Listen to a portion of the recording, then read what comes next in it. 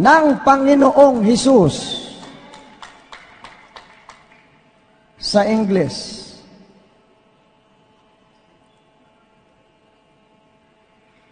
when they heard this, they were baptized in the name of the Lord Jesus. When they heard this, they were baptized in the name of the Lord Jesus.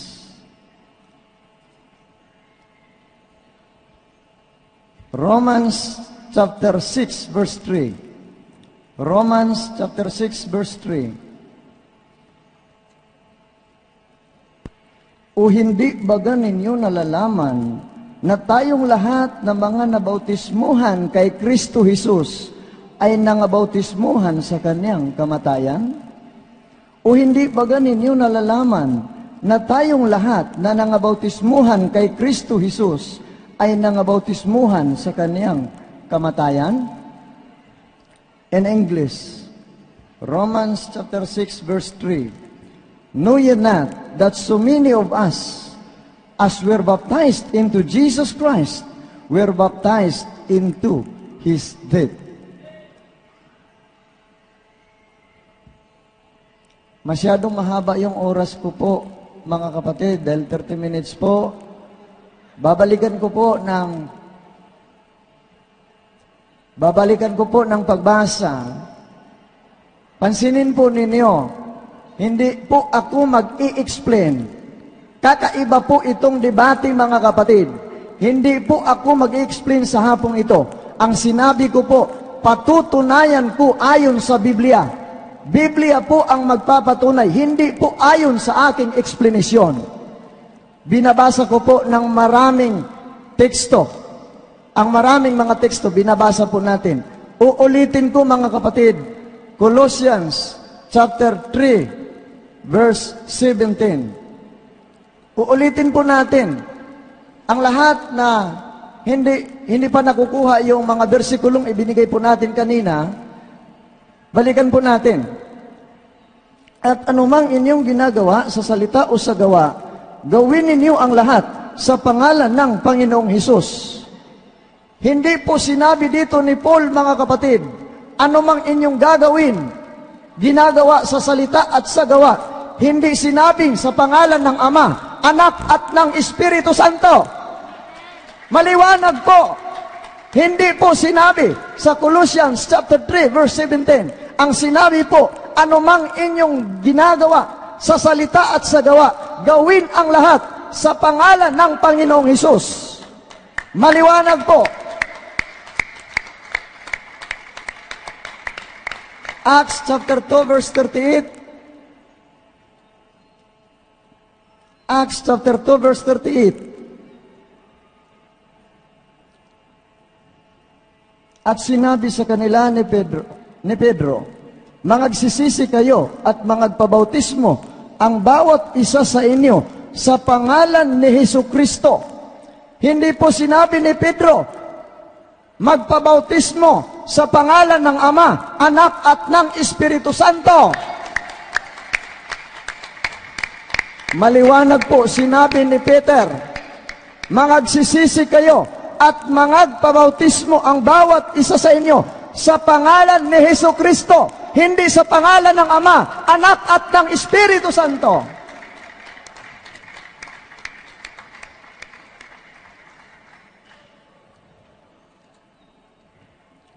Gawa chapter 8 verse 12. Acts chapter 8 verse 12. Datapwat nang magsipaniwala sila kay Filipi na nangangaral ng mabubuting balita tungkol sa kaharian ng Diyos at sa pangalan ni Hesukristo, hindi sinabing sa pangalan ng Ama, Anak at ng Espiritu Santo, at sa pangalan ni Hesukristo ay nangabautismuhan ang mga lalaki at mga babae. Hindi sinabing ang lalaki at babae na bautismuhan sa pangalan ng Ama, Anak at ng Espiritu Santo.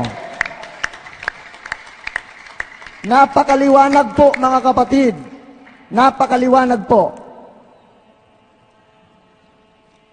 Gawa, Kapitulo, chapter 10, verse 48. Gawa, chapter 10, verse 48. at inutusan niya sila na magsipabautismo sa pangalan ni Hesus Kristo.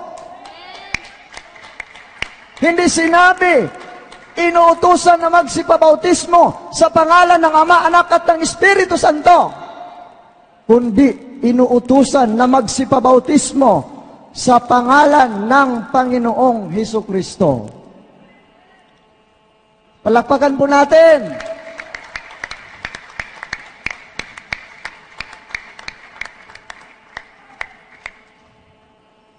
Masyadong medyo mahina.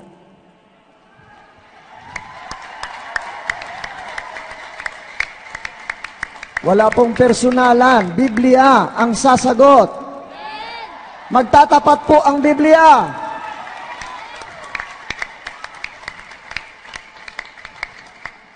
Gawa chapter 19,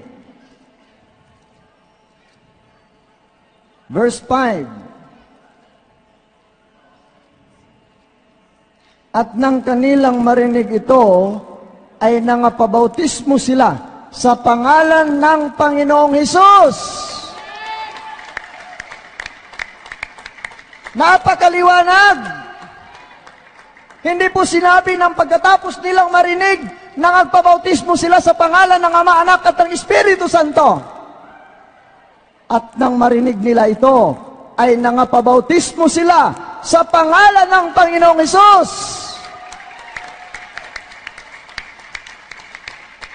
O ano, naititindig ba ni Pastor Saraga? Ang tunay na bautismo ay sa pangalan ni Jesus. Napakaliwanag! Ang sabi po ng Matthew chapter 18 verse 16, patutunayan po ang isang bagay ng 2 o 3 saksi upang mapapatibay ang isang salita. Hindi lang isa, hindi lang 2, hindi lang 3, maraming mga teksto ang ating binasa. Ano pa bang kulang roon?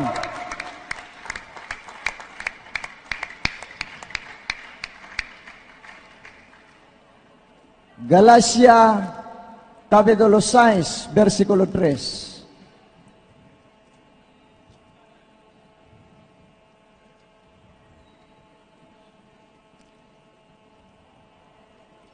Romans pala, I'm sorry. Romans chapter 6, verse 3.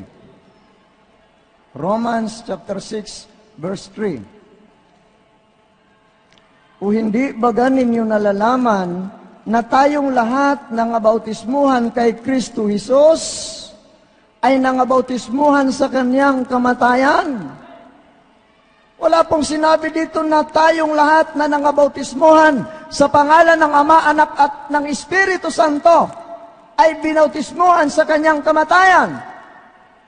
Maliwanag po, uulitin po natin, o hindi baga ninyo nalalaman na tayong lahat nangabautismuhan kay Kristo Jesus ay nangabautismuhan sa Kanyang kamatayan.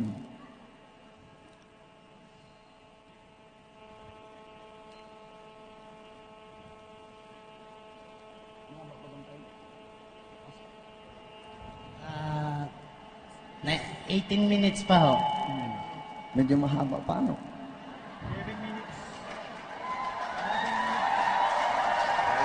18 minutes ang nakain. 11 minutes pa ang pwede nyong gamitin.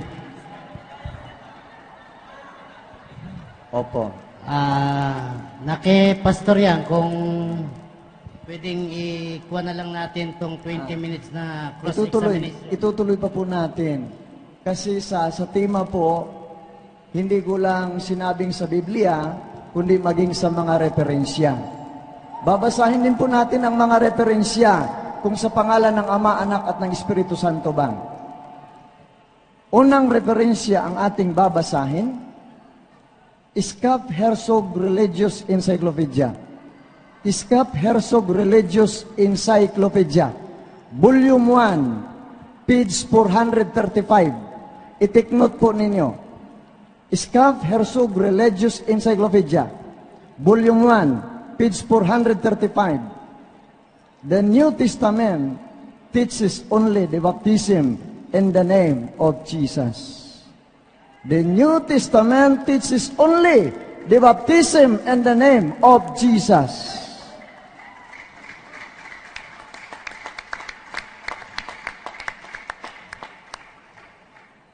Parang hindi si Jesus ang Panginoon itong kabila. Tumatahimik sila.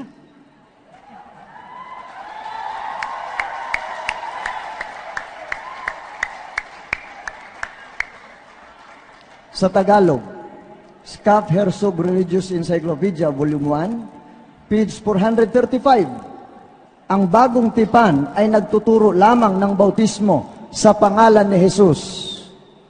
Ang bagong tipan ay nagtuturo lamang ng bautismo sa pangalan ni Jesus. Pangalawang referensya, Hastings Dictionary of the Bible. Hastings Dictionary of the Bible, page 88. Hastings Dictionary of the Bible, page 88. It should be known that the three names in Matthew 28:19 was not used by the first church. Instead, they used the name of Jesus.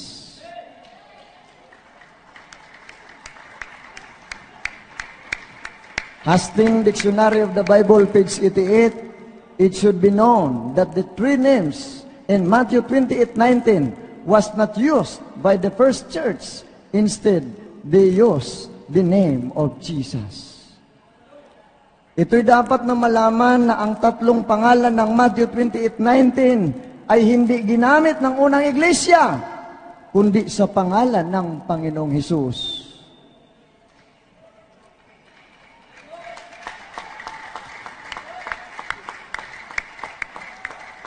Ito'y dapat na malaman na ang tatlong pangalan ng Matthew 28:19 ay hindi ginamit ng unang iglesia, kundi sa pangalan ng Panginoong Hesus. Pangatlo, Britannica Encyclopedia, Volume 2, Edition 11, page 365-366, that the formula of water baptism is always in the name of Jesus until the time of Justin Martyr.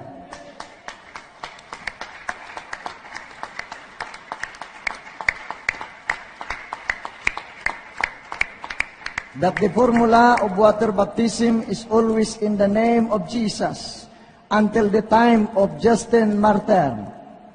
Na ang pagbautismo ay palaging sa pangalan ni Jesus hanggang sa panahon ni Justin Martyr.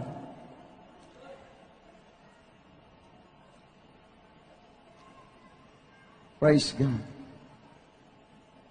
Yan lamang po mga kapatid ang aking maipapa...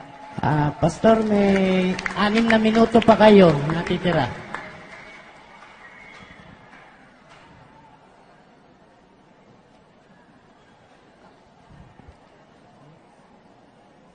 Napakaliwanag na po mga kapatid dahil sa napakaraming bersikulo, napakaraming teksto ang ating binasa. Sa referensya at sa Biblia ay pinatutunayan po natin. Hindi sinabing pinatutunayan ko ayon sa aking pagpapaliwanag. Pinatutunayan po natin. Binasa po natin. Kung may Biblia po kayo, nabasa ninyo po. At pag sinabing maitatayo ba ni Pastor Saraga ng matibay ang debateng ito na patutunayan na ang tunay na formula ng bautismo ayon sa referensya at sa Biblia ay sa pangalan ng Panginoong Hesus, napakaraming bersikulo ang nagpapatunay po mga kapatid. Yan lamang po ang aking maipaparating sa inyo ayon sa banal na kasulatan.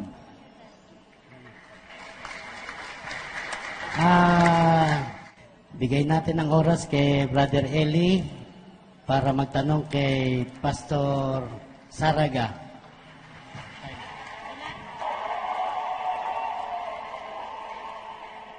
Ang una kong tanong sa kaibigang Saraga, nang mangaral ba ang Panginoong Hesus, ipinangaral ba niya ang pangalan ng Ama?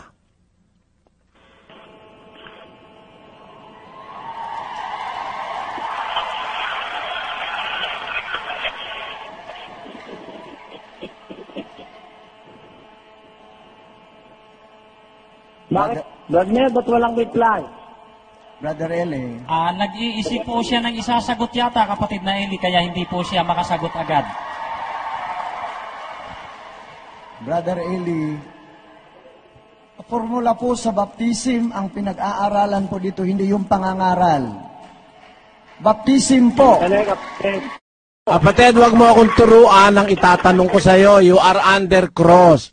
Sabi mo, dapat maging professional tayo. Gusto ko ipaabot sa lahat na sana po maging professional po